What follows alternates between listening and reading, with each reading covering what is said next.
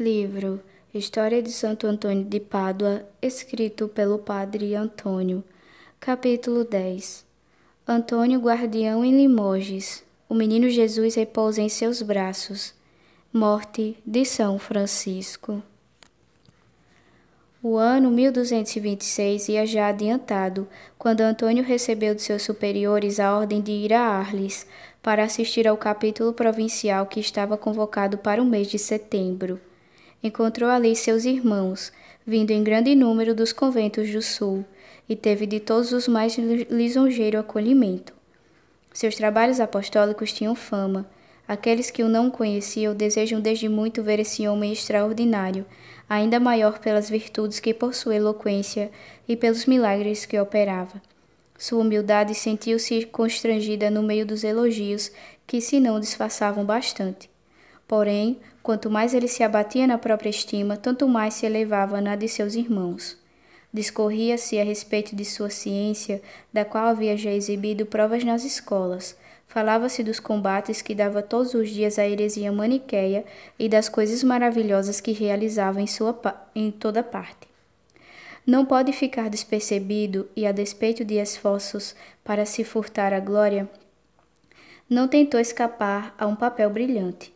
O orador do Concílio de Borges estava naturalmente designado para ser o orador do capítulo. Por conseguinte, foi incumbido de proferir os discursos costumeiros em tais casos. Essa escolha obteve a aprovação unânime dos irmãos. Após o capítulo de Arles, Antônio foi nomeado guardião do convento de Limoges. Seu apostolado, já rico em frutos de salvação e em acontecimentos extraordinários, tornou-se ainda mais prodigioso. Parece que a graça de São Francisco se traduziu imediatamente na alma de Antônio. Por mais abundante jorros de luz, e em sua palavra, por uma virtude que excedia todo o que até então se tinha visto.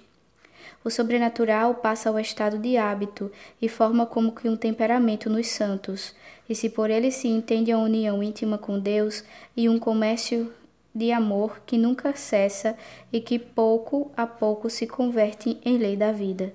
Se chama sobrenatural o dom de fazer extraordinariamente coisas miraculosas, esse privilégio é intermitente, mesmo nos mais favorecidos, mas Antônio era uma exceção a esta regra. Ele parecia ser já um cidadão do mundo invisível, caminhava pelas eminências do mundo inferior, penetrava os segredos das consciências, modificava-lhes a seu gosto os movimentos, desconcertava os demônios, prevenindo-lhes as ciladas, trazia sob a rédea a natureza, predizia o futuro. O Cristo baixava do céu para afagá-lo. Ele era o homem novo de que fala São Paulo, o homem resgatado e reintegrado na posse dos direitos que nos conferira a justiça original. Quando Antônio chegou a Limoges, um jovem noviço, de grandes esperanças, chamado irmão Pedro, era alvo da tentação violenta de desânimo, e pensava já em deixar a ordem. O homem de Deus foi disto advertido por uma revelação divina, e, como o animava a mais terna solicitude pelo rebanho confiado à sua guarda, moveu-se de compaixão ante essa ovelhinha que se desgarrava. Inflamado de um zelo todo celeste, mandou chamar o noviço, e, abrindo-lhe a boca, bafejou sobre ele, dizendo-lhe: recebe o Espírito Santo. Apenas o jovem sentiu correr-lhe no peito o sopro do venerando padre, caiu subitamente no chão, ficando como morto. Nesse ínterim, os irmãos acudiram ao ruído da queda, e, quando Antônio segurava-o para o levantar, ele recobrou logo o uso dos sentidos. Pôs-se então a contar que durante o desmaio fora arrebatada em êxtase e transportada ao meio dos coros dos anjos, contemplara espetáculos que a terra não conhece, ia tentar descrever a sua visão, quando Antônio, atribuindo só ao poder de Deus o milagre que se acabava de operar, sem influência de seus méritos, disse-lhe que não falasse mais da graça de que fora favorecido. Desde esse momento, o jovem noviço não experimentou mais a tentação que o atormentara com tanta violência. Mais tarde, ele confessou que as flechas do demônio pareciam ter se embotado contra sua alma. revestido da virtude do alto, perseverou no santo estado que abraçara, avançou a longos passos no caminho da perfeição, serviu de exemplo a todos os seus irmãos. Daí a pouco tempo, Antônio achava-se no convento de Brive, que lhe era particularmente caro, porque fora ele o seu fundador, e também certamente pelas doçuras espirituais que se lhe tinham proporcionado na gruta selvagem sobre a qual se edificara esse convento. Por esta ocasião, deu grande prova de sua fé na província e do crédito que gozava diante dela. Um dia, o convento viu-se em penúria. Chegara a hora da refeição e nada havia para servir aos irmãos. Nessa idade heróica da ordem dos menores, o caso não era raro. Homens que haviam tomado à letra os conselhos evangélicos não se impacientavam de conhecer as privações da santa pobreza. No convento de Brive, a crise não foi longa, porque Antônio lá estava. Não tendo o cozinheiro com o que preparar a refeição da comunidade, ele contou o seu embaraço a uma piedosa dama que lhe era dedicada e pediu-lhe que mandasse legumes de sua horta para o sustento dos irmãos que governava. Caía no momento uma chuva torrencial. A dama chamou sua criada e, com palavras delicadas e insinuantes, disse-lhe que fosse logo à horta e levasse de lá os legumes necessários para a cozinha dos religiosos. Muito contrariada por esta incumbência, a criada escusou-se, alegando a chuva diluviana que inundava as ruas. Todavia cedeu aos pedidos da patroa, tomou o caminho da horta, colheu o que era preciso para o jantar dos pobres frades e seguiu para o convento, que era distante daí. Entretanto, apesar de não ter a chuva cessado um instante, não lhe caíra sobre o corpo nenhuma gota d'água, nem um fio de suas vestes se molhou. Ela entrou, pois, em casa com a roupa inteiramente enxuta, e contou que a chuva caindo, embora abundante e de contínuo, não a havia tocado. Pedro de Brive, filho da senhora em questão, e que foi mais tarde cônego da colegiada de São Leonardo, relatava com frequência, em glória de Santo Antônio, esse milagre que ouvira de sua mãe, e não o fazia sem experimentar vivos transportes de alegria. Nessa época, aprove a Deus renovar o prodígio de que favorecera seu humilde servo em Montpellier. Quando Santo Antônio era guardião de Limoges, durante a Semana Santa, na noite da ceia, na igreja da cidade, chamada de São Pedro dos Quatro Caminhos, antes da aurora, semeava ele a palavra de vida nas almas que se reuniam em torno de seu púlpito. À mesma hora, cerca de meia-noite, os frades menores cantavam em seu convento as matinas do ofício do dia. Ora, o guardião, Santo Antônio, estava designado para ler uma lição de matinas. Já os frades haviam chegado à lição que Santo Antônio devia ler, quando de repente ele apareceu no meio do coro, e em voz solene pôs-se a cantar a lição. Todos os frades presentes ficaram espantados, e com razão, porque sabiam que a essa hora estava ocupado no arrabalde da cidade, a pregar ao povo. O poder de Deus fez que ele, no mesmo instante, estivesse com seus irmãos no coro, onde cantavam a lição, e na igreja de São Pedro, no meio da multidão sobre a qual espalhava as sementes do Evangelho. Durante as missões que pregou no território de Limoges e de Brive, Antônio mais do que nunca teve de se haver contra os demônios, invejosos de suas conquistas. Em todas as épocas, os demônios se têm feito temer, porque são uma força real, apesar de invisível, e representam um papel no drama da história. Antônio ganhara perante eles uma grande reputação. Tinha um nome terrível que lhes recordava as derrotas que outrora, nos desertos do Egito, um outro Antônio lhes infligira. O nosso Antônio lhe havia herdado o poder, e, a despeito de sua mocidade, já lhes tinha feito muito mal, há 5 anos que lhes prejudicava os interesses nas províncias meridionais da França, refutando os albigenses maniqueus e arrancando-lhes com ilustres chefes as multidões seduzidas que tinham abraçado a religião deles. Assim se explica a raiva dos demônios e seus esforços para lhe atrapalharem as empresas, sempre abençoados pelo céu. De seu lado, Antônio aceitava a luta que os inimigos lhe ofereciam, e de ordinário era dele a vantagem, como se verá pelos fatos que vou narrar. Um dia, o bem-aventurado padre, guiado por Deus, foi à abadia de Solignac, na diocese de Limoges, e certo monge desse mosteiro, desde muito era presa das obsessões do demônio da carne. Para vencê-las, empregava os jejuns, as vigílias, a oração e repetidas macerações. Porém, esses meios não lhe haviam alcançado a paz. A Antônio reservava a Deus o aplicar o remédio ao terrível mal. O infeliz religioso, que tinha uma alta ideia da santidade do apóstolo, procurou-o, fez-lhe a humildade de confissão de seus pecados e com toda a confiança revelou-lhe a tentação que o atormentava, implorando-o com lágrimas a rogar por ele. O santo homem tomou o religioso de parte e, despindo em sua presença a túnica que cingia, disse-lhe que a vestisse, a fim de expulsar o perigo. Apenas o religioso satisfez o que Antônio ordenara.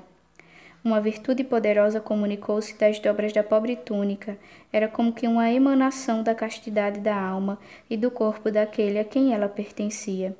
O efeito não se fez esperar. A tempestade dos sentidos aplacou-se logo no religioso, que não sentiu mais agitações de tal ordem, como declarou diante de muitas testemunhas. Mas, da mesma sorte que os demônios do Evangelho, banidos no corpo de um possesso, iam alojar-se noutro, assim aconteceu que o demônio se vingou de Antônio, procurando perturbar o convento que ele habitava. Um dia, quando os frades, depois do canto de completas, se preparavam para a oração mental, o irmão que acabava de tocar o sino para este exercício viu um bando de malfeitores a devastar a plantação de um dos principais amigos do convento. Correu logo a comunicá-lo a Antônio. Este, porém, muito ao invés de incomodar-se, disse tranquilamente aos irmãos: Ide para o coro e fazei a vossa oração conforme as prescrições da regra, sem vos ocupardes do suposto dano que se causa ao nosso vizinho. Estes malfeitores são demônios que, com tal estratagema, quereriam roubar-vos um tempo precioso e privar-vos das consolações da presença de Deus. Guardai-vos bem de cair no laço, debaixo do pretexto de caridade. Sabei que o poder dos demônios é limitado. Deus não lhes permitiu destruírem o trigo desses campos. Vós vos convencereis disto amanhã de manhã, vendo-os tão belos e tão ricos, como estão agora. Esta fala tranquilizou os religiosos.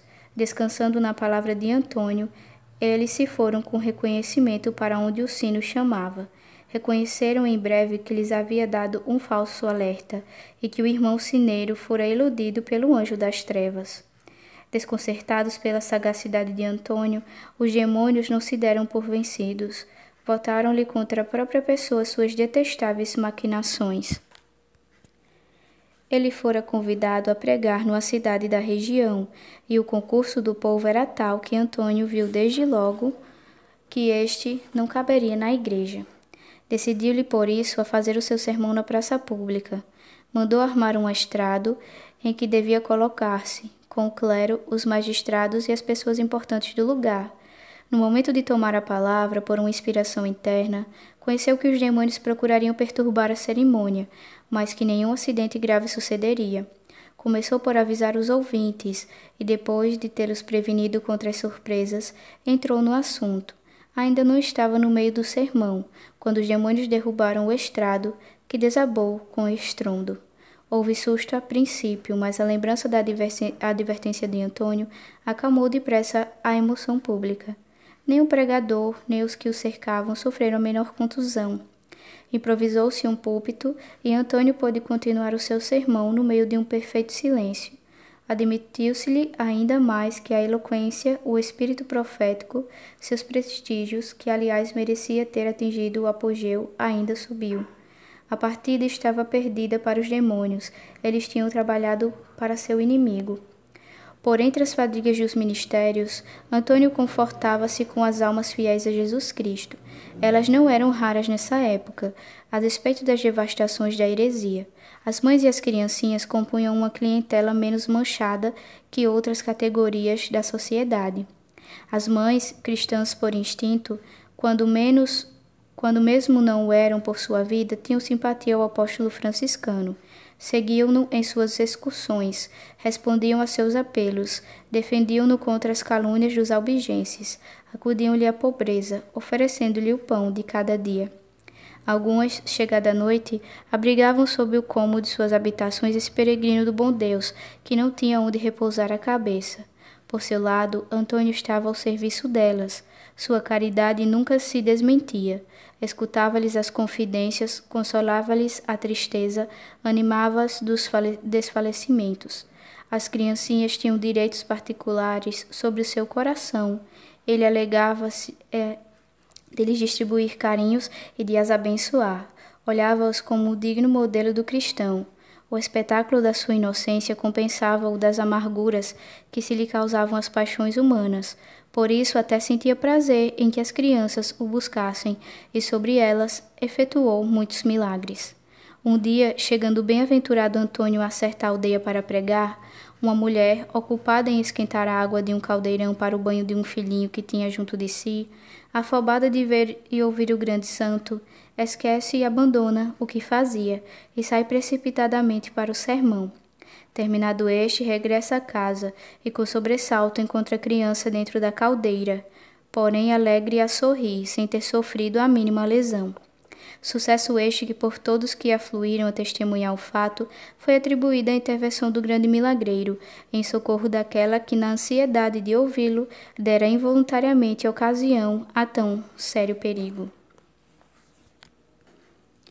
De outra vez, uma mãe ao voltar do sermão, achou o filho morto dentro do berço.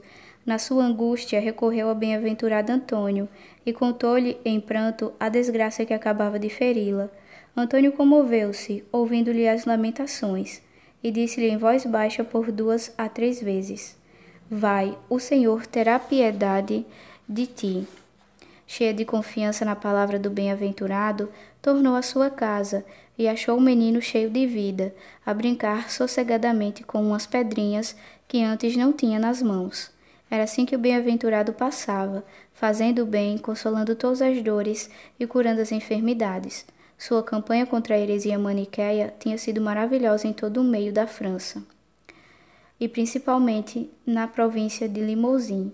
Em toda parte ele se havia mostrado o inimigo irreconciliável do vício. Deslizara com um rio de água viva nessa região que o sopro da morte havia ressequido. Sua palavra caíra nas almas como orvalho celeste, e nelas reanimara a fé extinta e a caridade arrefecida. Tantos trabalhos, coroados de tão grande êxito, não deviam ficar sem recompensa.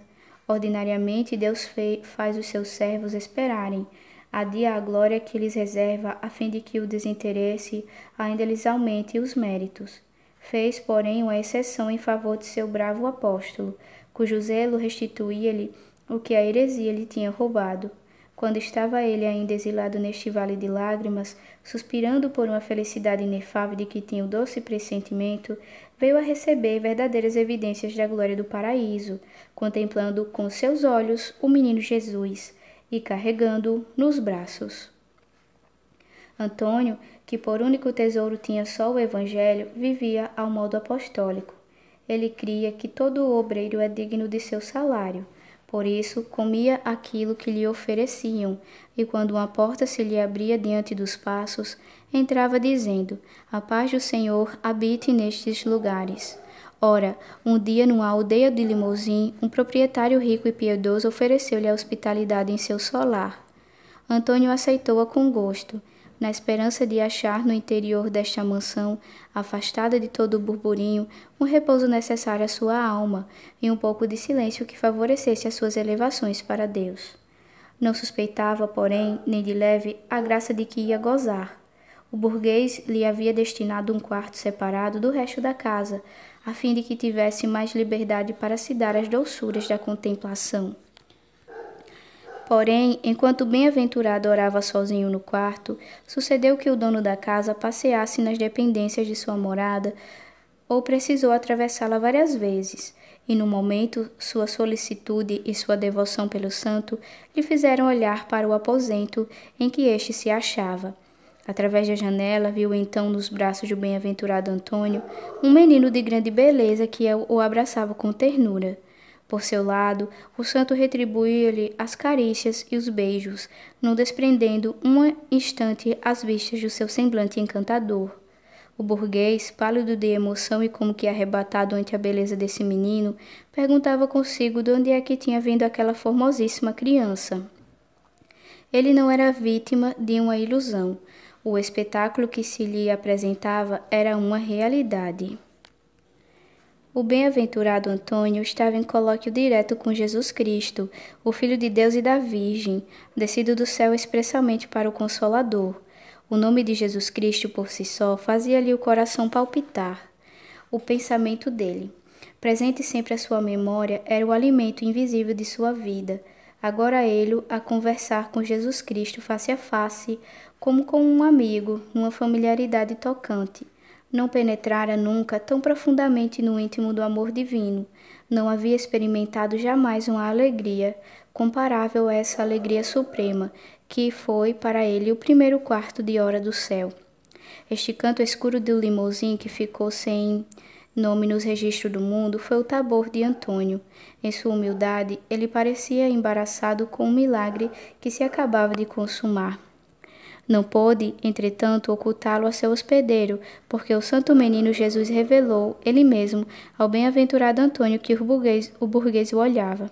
Pelo que, depois de haver ficado muito tempo em oração, o bem-aventurado chamou o dono da casa e proibiu-lhe revelar o que vira, enquanto ele, Antônio, estivesse neste mundo.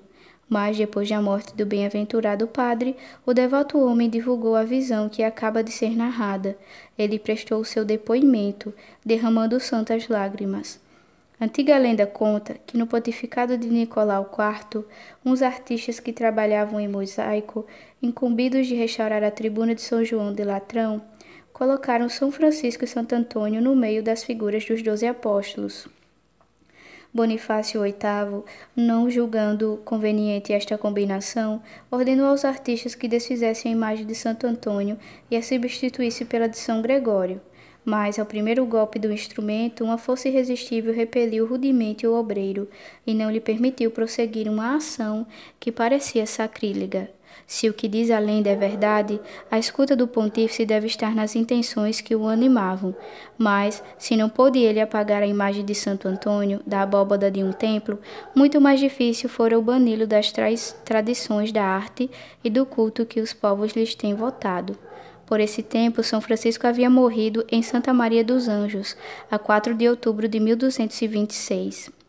Ora, a regra de São Francisco estabelecida que na morte do ministro-geral da ordem todos os provinciais e todos os guardiães deveriam reunir-se em congregação para nomear o seu sucessor. A eleição só podia fazer-se no capítulo pleno, que nessa época estava fixado para a festa de Pentecostes. Sendo Antônio guardião do convento de Limoges, achava-se no caso previsto pela regra. Teve, pois, de pensar em voltar à Itália. Como ainda não estivesse designado o lugar em que se reunira o capítulo, decidiu-se ele a ir diretamente a Roma, que não conhecia. Desde muito tempo desejava fazer uma peregrinação à Cidade Eterna, para ver o sucessor de Pedro e depor-lhe aos pés a homenagem de sua fé e de sua piedade filial. Nesta ocasião, ser-lhe-ia propício inspirar-se no pensamento do pontífice a respeito da futura eleição. A obediência veio também em auxílio da sua devoção, pois que de seu provincial que lhe apreciava o critério nas negociações, recebeu ordem de ir consultar a Santa Sé sobre certos negócios relativos à província da França. Ele deixou Limoges no começo do ano 1227 e encaminhou-se para a Itália com um dos seus irmãos. Atravessando a Provença, passaram em pequena aldeia, onde uma mulher, compadecida de sua indigência, lhes deu, por amor de Deus, a hospitalidade em sua casa. Verdadeira Marta pela solicitude que lhes mostrava. Esta mulher pôs na mesa pão e vinho e correu à casa da vizinha pedir-lhe emprestado uma taça de vidro. Mas Deus, para que o mal se trocasse em bem, permitiu que a mulher, depois de haver tirado o vinho do tonel para servi-lo aos irmãos, deixasse por descuido a torneira desta aberta, de modo que todo o vinho se derramou no chão. Por maior desastre, o companheiro do bem-aventurado Antônio tomou a taça de vinho tão desajeitadamente que a partiu de encontro à mesa, de maneira que o pé rolou de um lado e a copa de outro. No fim da refeição, A boa mulher quis ainda servir de beber aos irmãos, porém, entrando no celeiro, viu todo o vinho derramado no pavimento. Voltou para os irmãos, chorando amargamente, e aflita pela perda que tivera, quando a comunicou ao bem-aventurado Antônio, este apiedou-se de sua tristeza, firmou os cotovelos na mesa, escondeu a cabeça nas mãos e pôs-se a orar com fervor. E enquanto a boa mulher contemplava o bem-aventurado absorto em sua oração, aconteceu uma coisa extraordinária. A copa do vaso de vidro que estava na ponta da mesa, movendo-se por si, ou melhor, obedecendo a um impulso divino, veio colocar-se sobre o pé, que estava na outra extremidade. A este espetáculo, a mulher estupefata pegou logo o copo e, sacudindo-o com força, verificou que ele fora consertado pela virtude da oração. Veio-lhe na mesma hora a convicção de que a virtude que havia restaurado o vaso podia restituir-lhe o vinho que perdera. Correu, pois, ligeira ao celeiro e achou o tonel, um momento antes meio vazio, tão cheio que o vinho chegava até a boca, donde jorrava fervendo como se corresse do lagar. Ao ver isto, sentiu a boa mulher uma alegria indizível, ficando como fora de si. Mas quando Santo Antônio percebeu que sua oração fora atendida, como discípulo de Cristo, cheio da verdadeira humildade, apressou-se a deixar a aldeia pelo temor de receber louvores. Antônio granjeara na França, sem buscá-la, uma glória particular, a qual os maiores homens nem sempre chegam. Falo da popularidade. Ele tinha sido o homem das massas, envolvera-se em todos os seus movimentos, falara a língua delas, aliviara-lhes as misérias. Em seu favor muito havia feito, e mais com a ação que pelos discursos. Era, enfim, milagreiro, e esse caráter lhes assegurava um prestígio sem igual. Pode-se medir a sua popularidade nas províncias que percorreu, pelos mosteiros que fez germinar a sua passagem, pelas igrejas que lhe dedicaram, pelos oratórios eretos sob o seu vocábulo, pelas confrarias que o tomaram por padroeiro, pelas estátuas e imagens que o têm representado nas diferentes circunstâncias de sua vida, e sobretudo pela familiaridade das almas com o seu nome.